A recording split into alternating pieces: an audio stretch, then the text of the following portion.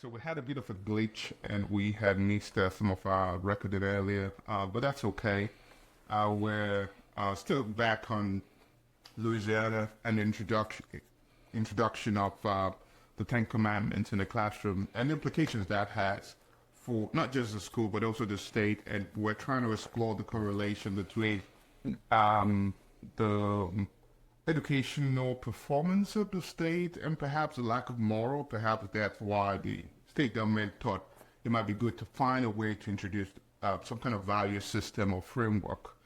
And it's easy to say this is a Ten Commandments, and people flip out about it, especially if you don't identify with one of the monotheistic religion. But how about we look at it as a value system framework?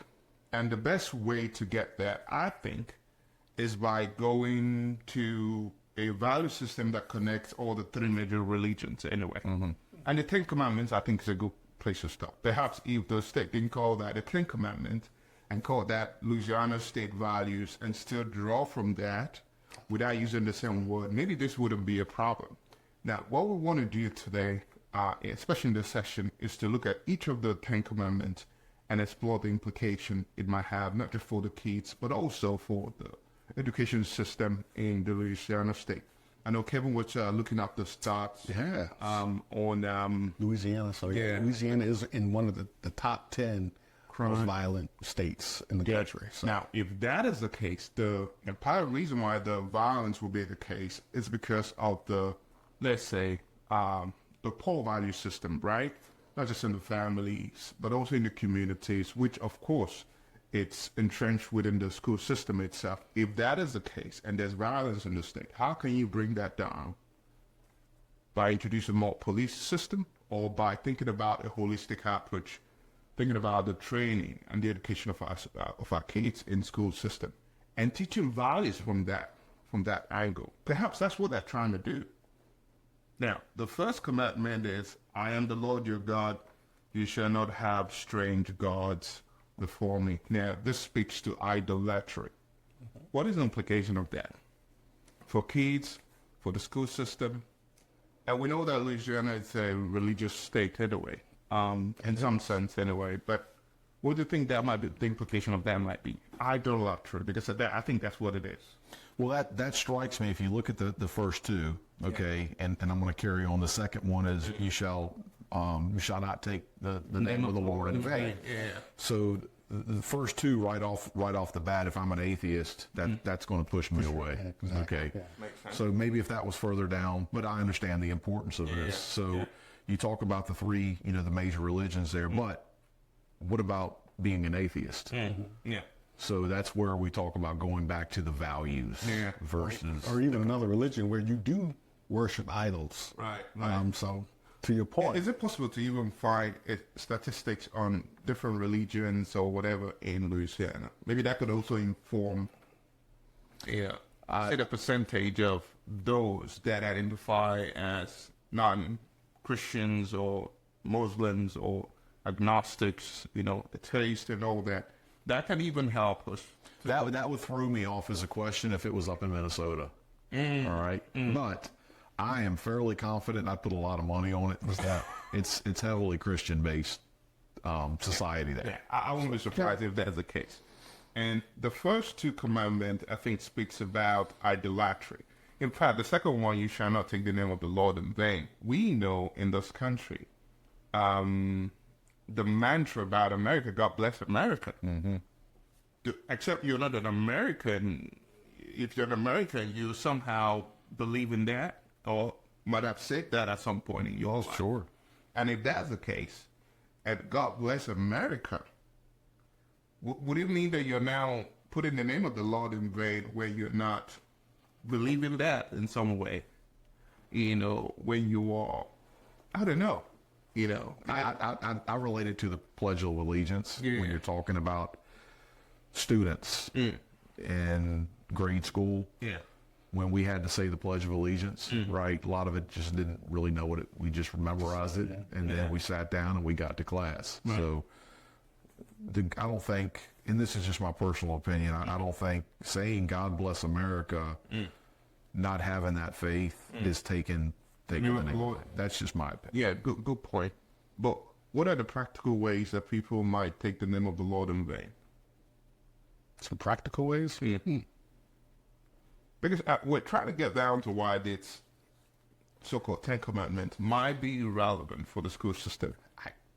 It's hard to make that argument. I can't make that argument why this is relevant for the schools. I just, I believe in them. I'm a Christian, but to have it posted in the school, I just. So, are you for it or against it? It sounds like it's in between. I don't. You have to explain to me the purpose of it. I like to hear more of the reason. Value, bringing back the value, given the fact that we have the crime rate is huge. It's like top 10 in the country. But as we talk about a state that's 48% in education, is this the focus? Can we check the stat? You did check the stats on what? Religion? Oh, really? It's Christian. It's Christian. It's majority Christian. How many? I don't trust the numbers. I don't want to. We talked about that earlier. Yeah, it's more than 50. It's more. Right. We can say it's safer. It's more than 50. Right. So, I would think that it will get up to 80 or 90. I don't know. I mean, I would need to see the stats myself, because if we have at least about 80% of the people in the state that are Christian. But I don't know if everybody's the stats that I looked at. It doesn't account for the folks that did not proclaim to have a religious affiliation. Yeah. So you're kind of like me. You don't have a dog in the fight. Yeah. Right? That's not to say that I'm in support of that. In some ways, I see what the state is trying to do, thinking about a universal value framework that they can use to change things from ground up, given the fact that already things are messed up. So you think this is part of the holistic? I think so. Okay. I think so. I think it's just poor articulation of what they're trying to do. They would have waved it in a different way, that this is a Louisiana value framework.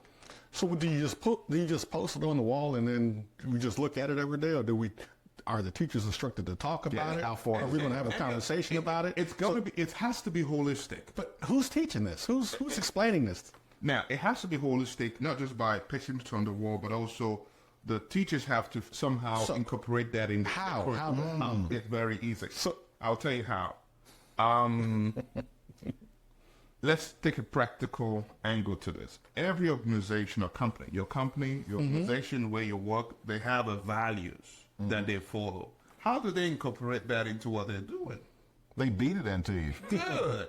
And they do that sometimes in a way that you don't even notice that that's what they're doing. But it's part of the framework, the way of thinking. And the goal is, it's a cultural shift from a culture of violence in Louisiana to one that somehow people now start to, have a reorientation of values. Where they start to honor your father and your mother. What's wrong with that? I mean, there's nothing wrong. Back to my question is, how is this being driven or taught to the kids in the class? It's not something that will happen overnight. So do you just post it? My thing is, do you just post it and it just sits there? It's a reminder. Posting, I don't want to quote the Bible, so it doesn't look like my persuasion is strictly based on my Christian background. But if you have a vision of something, the first thing you need to do is to write it down. Now, this is the vision of the state. And what they're trying to do is to write it down as much as possible so people know that this is where we're going. Okay, but I'm tracking what Kevin's saying. Yeah. And it starts there where you have to post it. But now you got to look at the what ifs or what I call the and then what's. Yeah. Like, what are follow-ons to that? So now you have a principal that comes in who beats the values, good, bad, or indifferent, based on their personal opinions. Personal opinion. So now I've got one interpretation. That's correct. Yeah. I've got one principal that says, "Hey, we're going to do this, and we're going to talk about it 5 minutes every day to get it started off, and we're going to cover these." And then we got another one that says, "Look, this is mandatory. If anybody brings it up, we're not having that discussion." So it's all going to be based on that particular school's or every person has a subjective viewpoint, and that's okay. But in the public school, do you really want teachers and principals and administration really feeding your kids this information, or is that for you in your home and in your religious background? I think that what the state is trying to do is to introduce a vision of what they want their state to be, or what they want their education system to be. It's not something that will happen overnight. And they've started with a vision. And the vision is to have a different value system, given the fact that what they have currently is no longer working for them, which is why they're very down in the education ranking, which is why they're one of the top 10 in the violence rate in the country.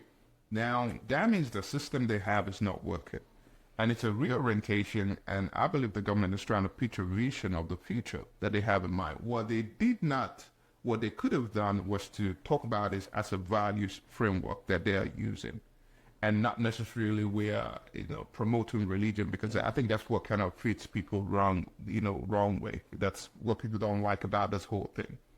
And perhaps it would have helped if they were level some of the, in a way that is not too, because I think most of the things here are really great. Like, you should not be a false witness against your neighbor. It's about loving your neighbor.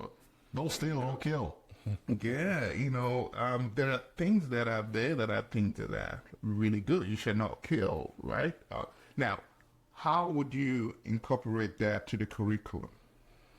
I believe, in fact, the fact that they introduced it, I would hope that they have a team of people, that a multidisciplinary team that would include religious leaders, that would include educators, that would include researchers and scientists. Bring them together to think about how can we, even educators, incorporate this across our school system.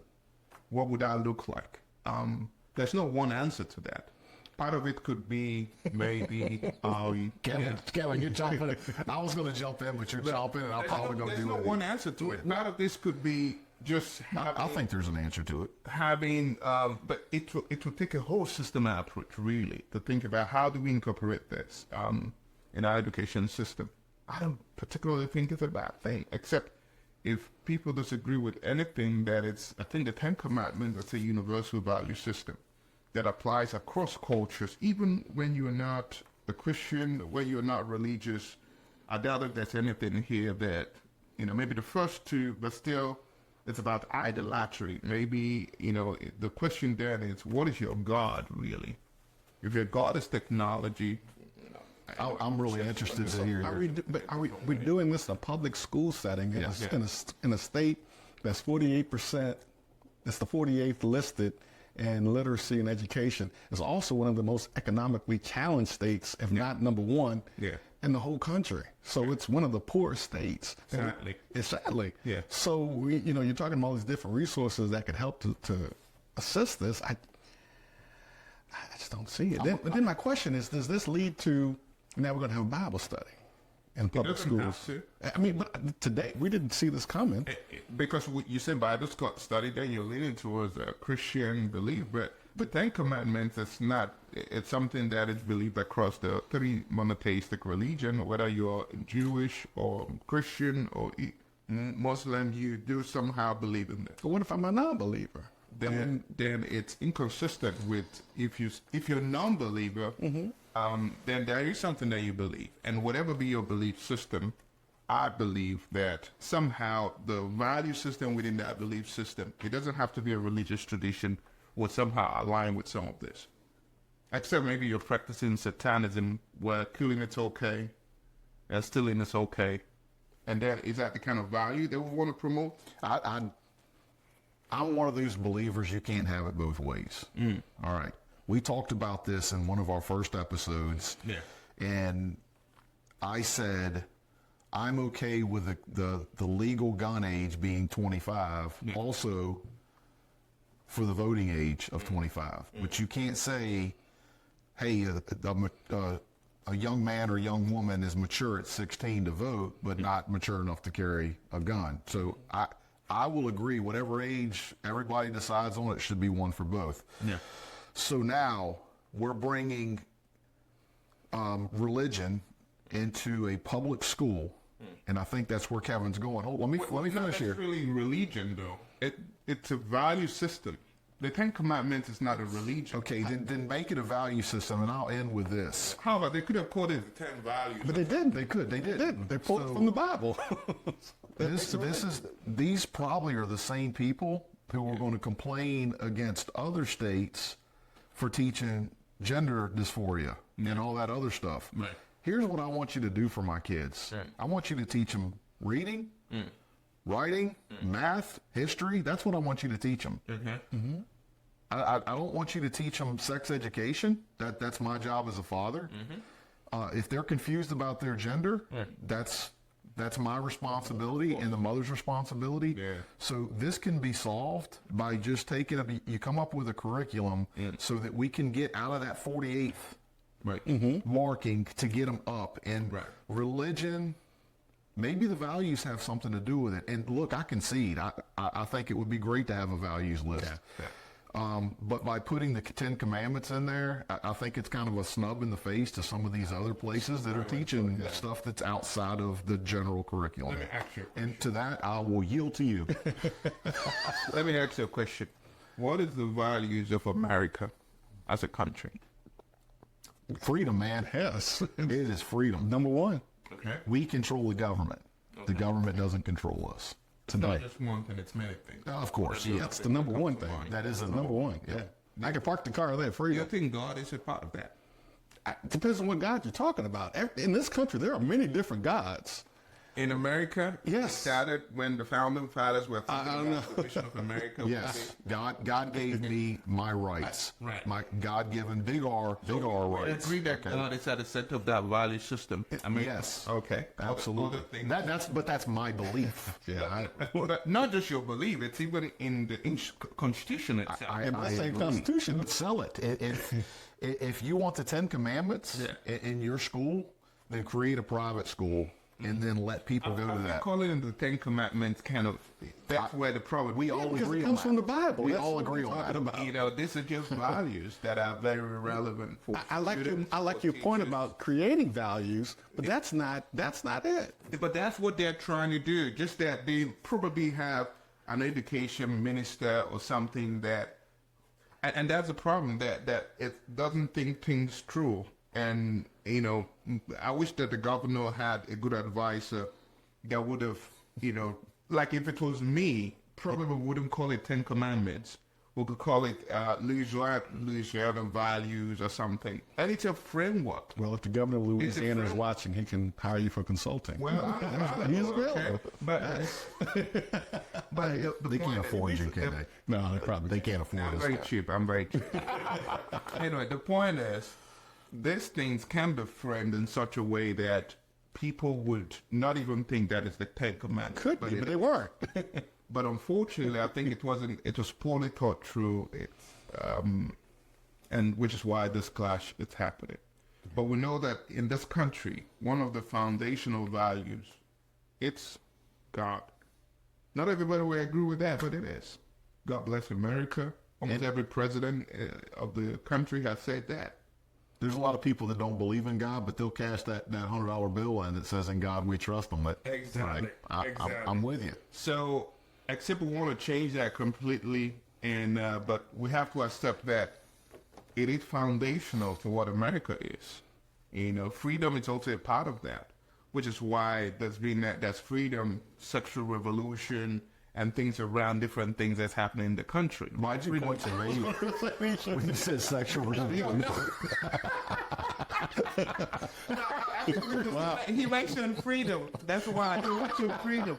So, I mean, the freedom I'm quoting Freedom from a wife. Freedom from a girlfriend.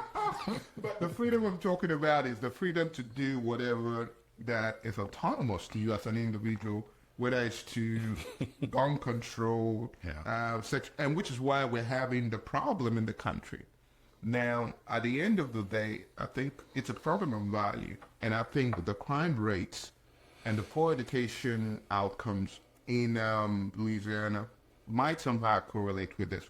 I'm sure there's no research that's been done, but consistent in. I'm also a well-being scientist, and research have shown that people with poor value system, always the outcomes, the well-being outcomes, the educational outcomes, is usually very on the downside. So perhaps that's what's happening.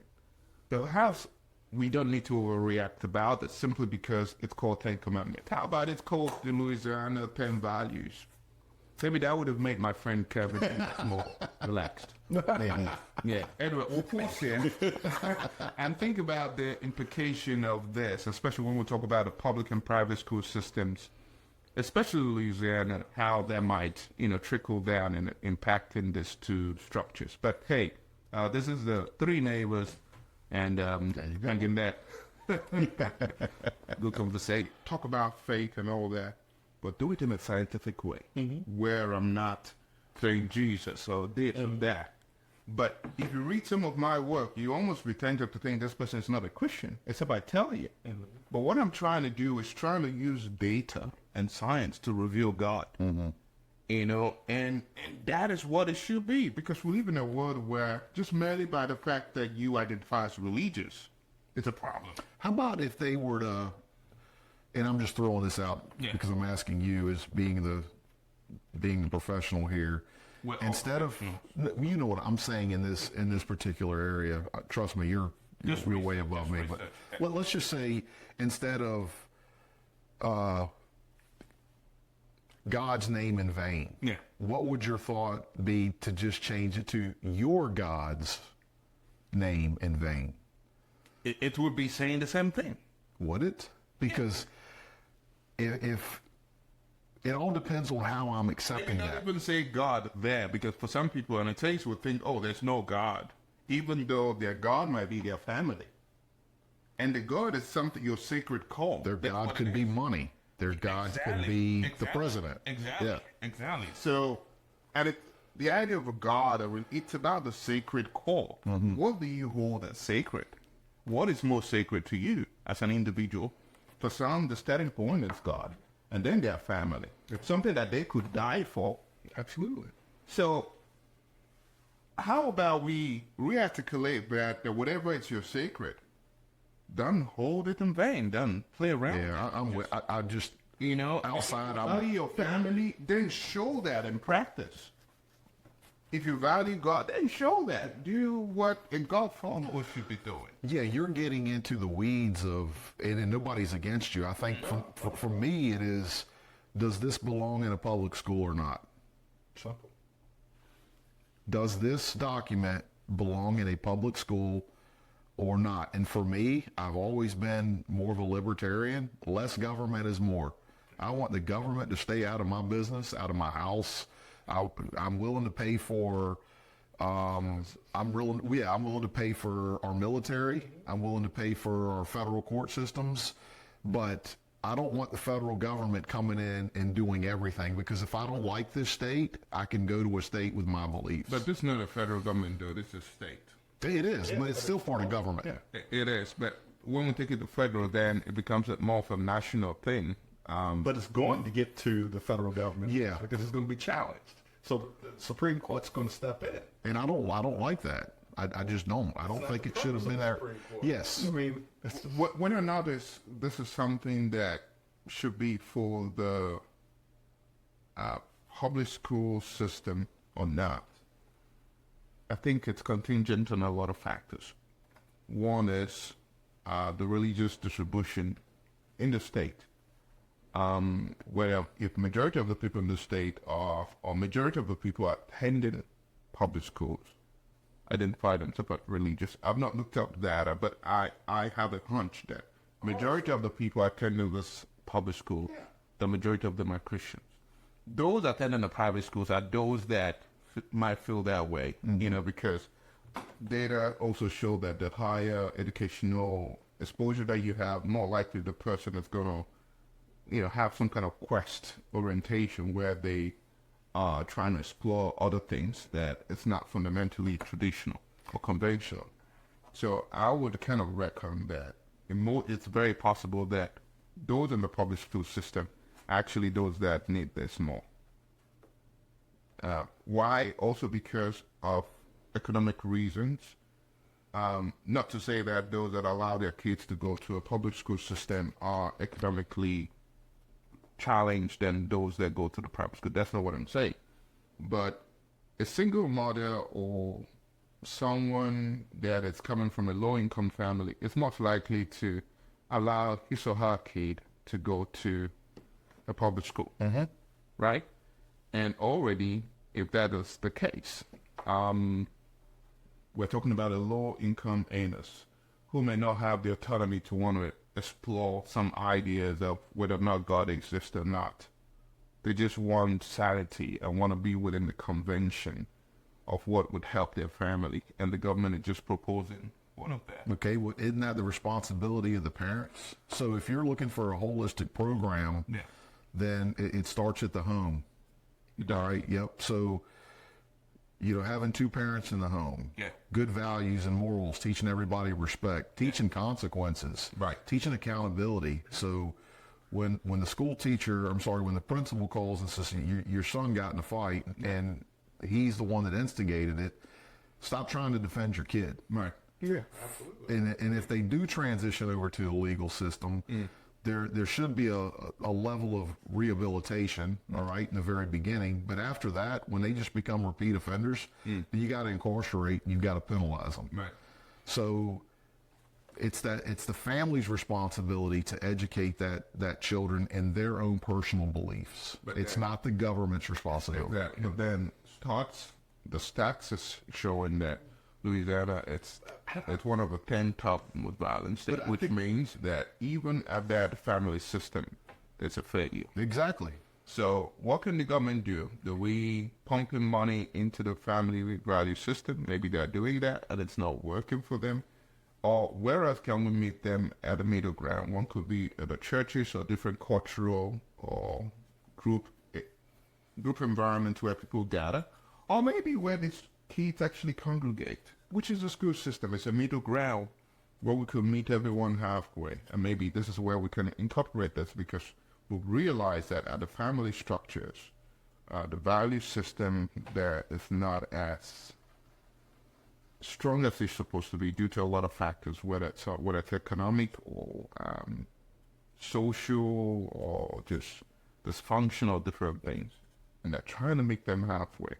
And I see what the government is trying to do, but it just, the other reason why this also politicized is because I think it's a Republican state. And I get it, anything that is done within those kind of realms is often scrutinized, beyond belief. But I just see the government there trying to do something to change the lives of their people, and especially the kids in their state, and hopefully change the value system in their state, which could reflect in the educational outcome. I think it would be nice to come back to this in 5 years to see if this implementation really working, and whether it does anything. But I think the success will be contingent on the ability of the state government to kind of bring in the right team on board, beyond just talking about pasting it on the wall of the schools or whatever, to think about how can we properly integrate this into curriculum, into activities, into the educational structure of the state. And it will take someone that has an educational minister that have foresight and vision to truly do this. It's not going to be easy already, but is this something for the public school or the private school? I think it depends. It could be for both. It's about values. Yeah. Well said. Oh, you agree with me? I don't think I said well said. He's telling us kind of hesitant. I don't know. I mean, I do agree with you that if you peel back, are we taping? We are taping. Oh, okay. Hi guys, we're live. We've been live. Yeah, we've been live. Okay. Yeah. Yeah. Oh, you don't want to go there. Now you don't leave it alone.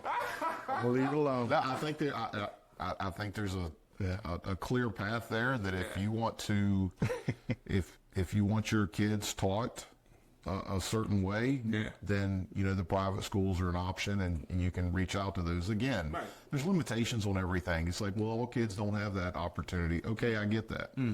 All kids aren't going to be doctors. All kids aren't going to be lawyers. All right, there's going to be some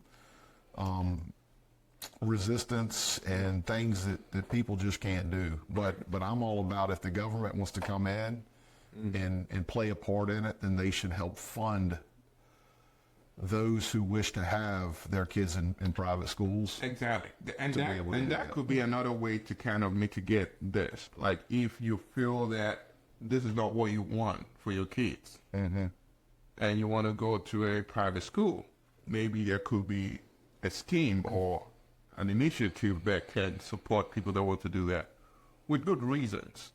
This is why you want your kids. You don't want this, you know. And so the government might find a way to support you if you want a private school system. But the effort, though, would be on making sure the public school, at the end of the day, comes out becoming even better than the private school option, you know.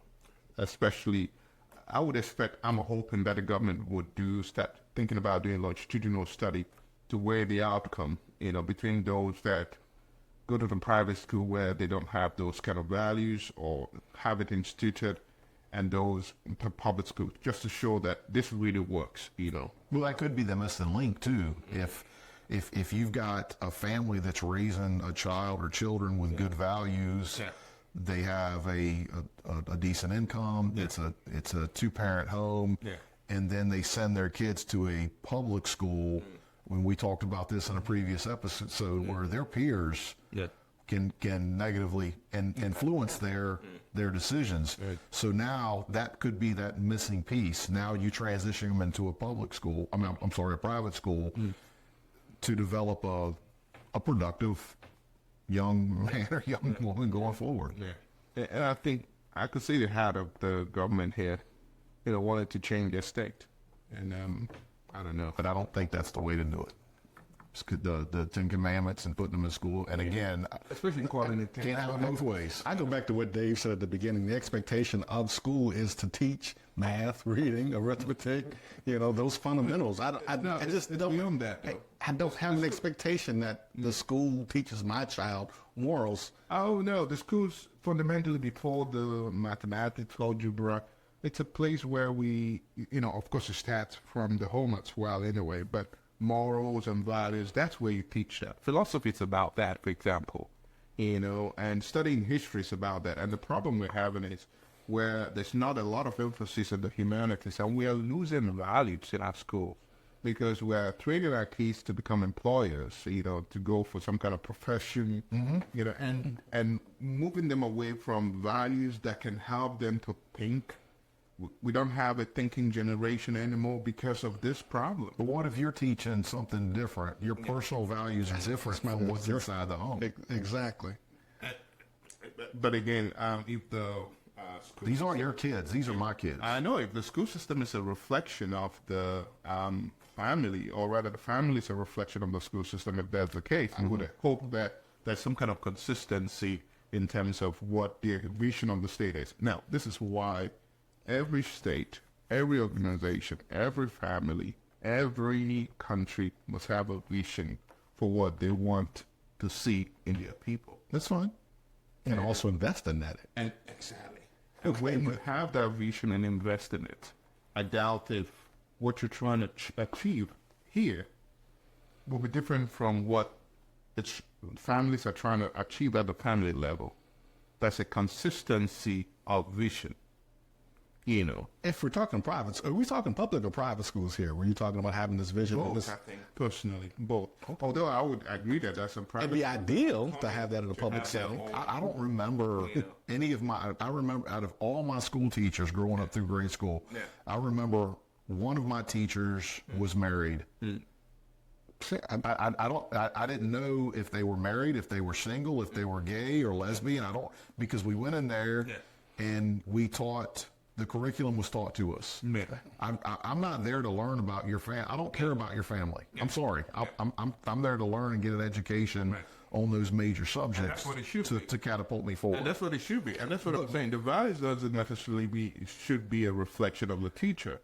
Values are what is taught in philosophy, for example. Values are what is taught, you know, when you look at history, it's all about, you know, what can we learn from this time period. Everybody knows they shouldn't kill. Everybody knows they shouldn't steal, and they should respect them. Do you think that everybody knows that? I think everybody knows right from wrong. Well, you'd be surprised that They make choices that there are people that grew up in an environment where these distinctions are not clear. Okay. They go. Let's take these young car thieves that are going and they're stealing cars. Yeah. All right. If they didn't know right from wrong, then when those blue and red lights came on, they would run.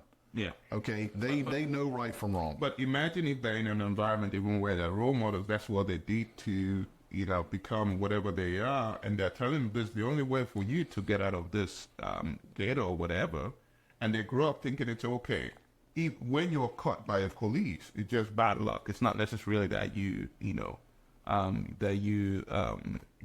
wrong or so. It's just bad luck, and the cops, were out here to get us. And so you see that reorientation, if you're coming from that kind of environment, that distinction is not clear.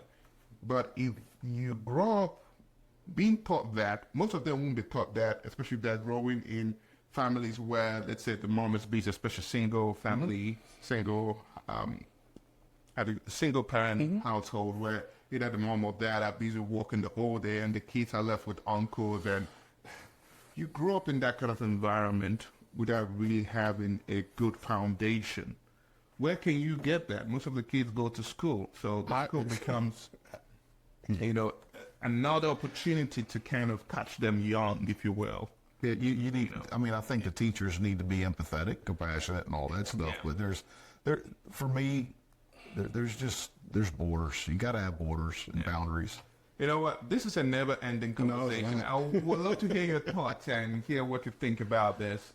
Drop us some comments. Yeah. We're even overwhelmed in which direction to go. Because we could stay here the whole day debating this. But it's a good conversation, and we look forward to seeing you next week. Okay. Yeah. Good conversation.